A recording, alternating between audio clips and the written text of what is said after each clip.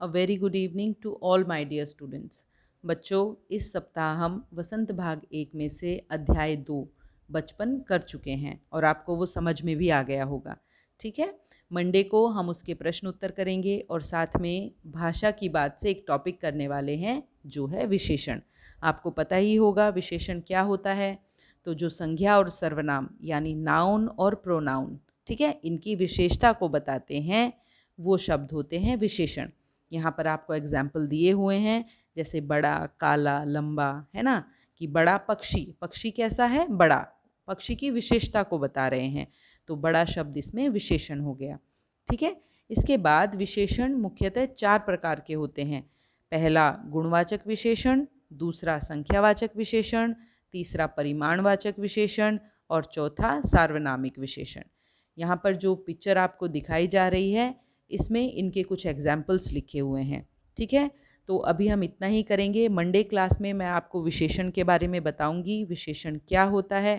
ठीक है, तो आपको और अच्छे से समझ में आएगा कि विशेषण क्या होता है और उसके प्रकार कैसे होते हैं और प्रकारों को हम कैसे पहचानेंगे एक वाक्य में से।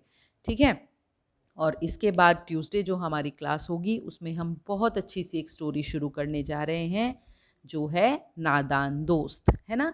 ये एक कहानी है जिसमें एक भाई और एक बहन है और कुछ चिड़िया है और चिड़िया के अंडे हैं।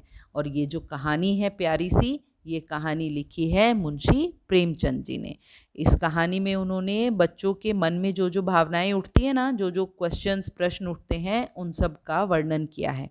ठीक है, तो यहाँ पर आपको एक पिक्चर दिखाई दे रही है जिसमें एक लड़का और लड़की है ना, ये दोनों भाई बहन हैं जिसका नाम है केशव और श्यामा।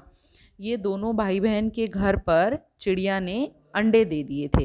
ये देखिए, यहाँ पर एक खिड़की है, खिड़की के ऊपर कार्निश है, कार्निश के ऊपर चिड़िया ने कुछ अंडे दे दिए थे। और दोनों ही भाई बहन जो थे ना, इतने खुश होते थे उनको देखकर।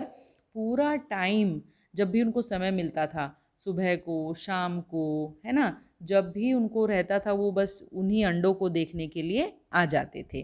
ठीक है, और उनको लेकर उनके मन में इतने सारे प्रश्न थे ना अंडों को लेकर, तो पर उनका उत्तर देने वाला कोई नहीं था उनके पास। जो भी प्रश्न होते थे वो प्रश्न भाई बहन से कर लेते थे और जो बहन है वो भाई से, और उसका उत्तर भी आपस में ही ले लेते थे, क्योंकि जो उनकी माँ थी वो हमेशा ही घर के कामों में लगी रहती थी और उनके जो पिताजी थे वो हमेशा पढ़ने लिखने में व्यस्त रहते थे। ठीक है, तो ऐसे ही जब भी वो बैठते थे, पढ़ाई करते थे, कुछ भी करते थे, हमेशा उन चिड़िया और उसके अंडों के बारे में सोचते रहते थे। तो जब 2-3 दिन हो गए तो वो दोनों बैठे थे तो बोलते हैं कि अब तो लगता है कि उसमें से बच्चे निकल आए होंगे, है ना। तो दोनों आपस में बात कर रहे थे, प्रश्न उत्तर कर रहे थे। तो वो जो श्यामा होती है पूछती है, उनको गर्मी नहीं लगती होगी भैया, और अब जब बच्चे निकल आए होंगे तो फिर वो उड़ेंगे कैसे, किस रंग के होंगे, है ना, और कितने बच्चे होंगे, कितने अंडे कितने थे, कितने बच्चे दिए होंगे, पता नहीं, है ना। पर जो ये छोटे छोटे बच्चे होंगे, अब ये खाना कैसे खाएंगे, पानी कैसे पिएंगे, है ना। तो सब जो प्रश्न उनके मन में उठ रहे थे, अभी कुछ तो करना था उनको। तो दोनों क्या करते हैं, जब उनकी माताजी सो जाती है ना एक एक दिन में दोपहर में, तो फिर वो क्या करते हैं, एक जो साड़ी होती है फटी हुई उसको लेते हैं, ठीक है, गद्दी बनाते हैं। और वो जो जब वहाँ पर जाकर देखता है ना, चिड़िया के बच्चों के लिए वहाँ पर गद्दी बनाते हैं। फिर वो 2 प्याली ढूंढते हैं छोटी छोटी, कि जिसमें दाना पानी रख पाएँ। ठीक है, तो ऐसे ही जब उनकी माता सो जाती है एक दोपहर, तो वो जाते हैं। और जो ये लड़का है, यानी क्या नाम है इसका, केशव, ये ऊपर चढ़ता है जैसे तैसे और देखता है कि बच्चे तो नहीं निकले हैं, अभी तो अंडे के अंडे ही हैं। और देखता है कि अंडे भी ऐसे ही पड़े हुए हैं तिनकों पर, क्योंकि घोंसला तो है वो तिनकों से ही बनता है ना। तो फिर वो क्या करता है, वो गद्दी रख देता है और गद्दी के ऊपर अंडों को रख देता है। वो छोटी छोटी प्यालियाँ जिसमें दाना पानी है वो भी वहीं रख देता है, और एक शेड बना देता है ना, टोकरी से, ताकि उनके ऊपर धूप ना आए। और ये सब करने के लिए ना, उसको चढ़ने के लिए कितनी मशक्क़त करनी पड़ी पता है आप लोगों को।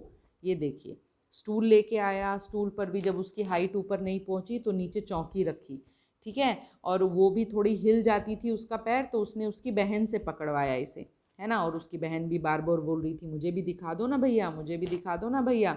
पर वो खुद ही सारा काम करता है और वहाँ से उतर जाता है। उनकी माँ देखती है, फिर जब आँख खुलती है, अरे बच्चे तो नहीं हैं यहाँ पर, तो फिर दोनों बच्चों को वो लाती हैं और सुला देती हैं।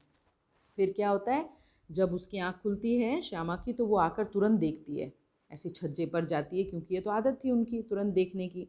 देखती है छज्जे पर तो ना चिड़िया है, ना चिड़ा है, ना अंडे हैं, और जो भी उन्होंने सामान बनाया था कुछ भी नहीं है। और जब उसकी नज़र नीचे पड़ती है तो देखती है गद्दी नीचे पड़ी है और जो अंडे हैं वो टूटे हुए पड़े हैं। जल्दी से जाती है वो अपने भाई को बुलाने और देखती है, देखो भैया सारे अंडे तो टूट गए हैं, अभी क्या करें। तो पीछे पीछे जब उनकी माँ आती है तो उनकी माँ को ये देखकर बहुत दुख होता है कि अंडे टूट गए। तो फिर वो उनसे पूछती हैं कि तुमने कुछ ना कुछ गलत किया होगा इनके साथ, है ना। तो फिर वो पूरी कहानी बता देती है श्यामा, क्योंकि वो उसको तो दिखाता नहीं है अंडे, इसलिए वो बता देती है कि देखो मम्मी, इसने ऐसा ऐसा किया और इसलिए ये जो अंडे हैं सब टूट गए। तो फिर उनकी माँ बताती है कि केशव, तुम्हें इतना भी नहीं पता कि जब हम चिड़िया के अंडों को छू देते हैं तो फिर चिड़िया उनको सेती नहीं है, वो अंडे खराब हो जाते हैं। और ये तो उसको पता नहीं था, है ना, क्योंकि बच्चे ही थे तो दोनों, उनको पता ही नहीं था। और ये सब प्रश्नों के उत्तर देने के लिए तब मम्मी भी नहीं थी, है ना, वो काम में बिजी रहती थी। तो फिर वो देखते हैं और केशव को बहुत बुरा लगता है कि उसकी वजह से अंडे टूट गए, और हमेशा उसके मन में ये पश्चाताप रहता है। ठीक है, तो ये स्टोरी हम करने वाले हैं, बहुत अच्छी स्टोरी है, आपको बहुत अच्छा लगेगा इसको सुनकर। आप अच्छे से एक बार, अगर आपको टाइम हो, आप बुक पढ़ लीजिएगा, अपनी स्टोरी को देखिएगा। ठीक है, ओके बच्चा, बाय।